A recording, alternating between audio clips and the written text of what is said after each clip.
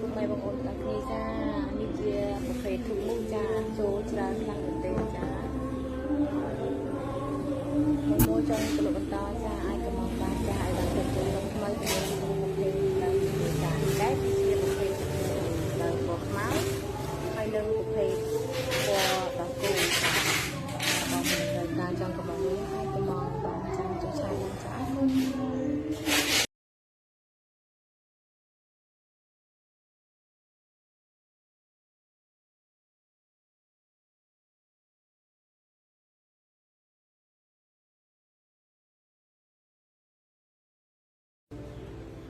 ណស្ដាយពុកម៉ែបងប្អូនទាំងគ្នាចានេះជាប្រភេទធុកមុខចាចូលច្រើនខ្លាំងមែនទេចាមួយចង់ទៅលោកបន្តចាអាចកំងបានចាឲ្យបានទៅចូលក្នុងថ្មីជាមួយ